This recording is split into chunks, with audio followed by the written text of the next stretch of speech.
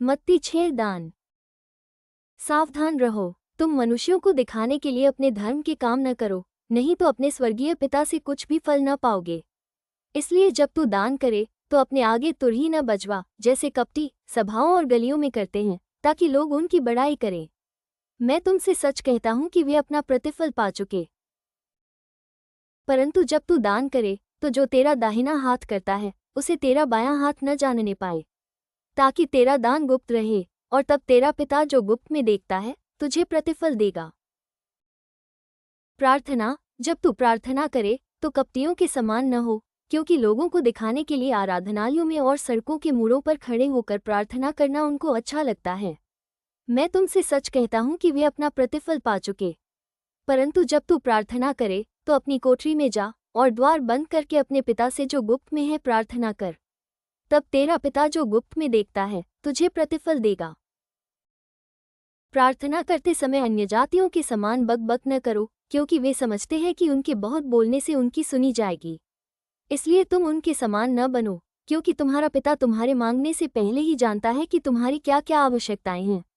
अतः तुम इस रीति से प्रार्थना किया करो, हे हमारे पिता, तू जो स्वर्ग में है, तेरा नाम पवित्र माना जाए। तेरा राज्य आए, तेरी इच्छा जैसी स्वर्ग में पूरी होती है वैसे पृथ्वी पर भी हो। हमारी दिन भर की रोटी आज हमें दे, और जिस प्रकार हमने अपने अपराधियों को क्षमा किया है वैसे ही तू भी हमारे अपराधों को क्षमा कर। और हमें परीक्षा में न ला, परंतु बुराई से बचा, क्योंकि राज्य और पराक्रम और महिमा सदा तेरे ही हैं। आमीन। इसलिए यदि तुम मनुष्य के अपराध क्षमा करोगे तो तुम्हारा स्वर्गीय पिता भी तुम्हें क्षमा करेगा। और यदि तुम मनुष्यों के अपराध क्षमा न करोगे तो तुम्हारा पिता भी तुम्हारे अपराध क्षमा न करेगा। उपवास। जब तुम उपवास करो तो कपटियों के समान तुम्हारे मुंह पर उदासी न छाई रहे, क्योंकि वे अपना मुंह बनाए रहते हैं ताकि लोग उन्हें उपवासी जाने। मैं तुमसे सच कहता हूँ कि वे अपना प्रतिफल पा चुके। परंतु जब तू उपवास करे तो अपने सिर पर तेल मल और मुंह धो, ताकि लोग नहीं परंतु तेरा पिता जो गुप्त में है तुझे उपवासी जाने। इस दशा में तेरा पिता जो गुप्त में देखता है तुझे प्रतिफल देगा। स्वर्गीय धन अपने लिए पृथ्वी पर धन इकट्ठा न करो, जहाँ कीड़ा और काई बिगाड़ते हैं और जहाँ चोर सेंध लगाते और चुराते हैं। परंतु अपने लिए स्वर्ग में धन इकट्ठा करो, जहाँ न तो कीड़ा और न काई बिगाड़ते हैं और जहाँ चोर न सेंध लगाते और न चुराते हैं। क्योंकि जहाँ तेरा धन है वहाँ तेरा मन भी लगा रहेगा। शरीर की ज्योति शरीर का दिया आँख है, इसलिए यदि तेरी आँख निर्मल हो तो तेरा सारा शरीर भी उजियाला होगा। परंतु यदि तेरी आँख बुरी हो तो तेरा सारा शरीर भी अंधियारा होगा। इस कारण वह उजियाला जो तुझ में है यदि अंधकार हो तो वह अंधकार कैसा बड़ा होगा। परमेश्वर और धन। कोई मनुष्य दो स्वामियों की सेवा नहीं कर सकता, क्योंकि वह एक से बैर और दूसरे से प्रेम रखेगा, या एक से मिला रहेगा और दूसरे को तुच्छ जानेगा। तुम परमेश्वर और धन दोनों की सेवा नहीं कर सकते।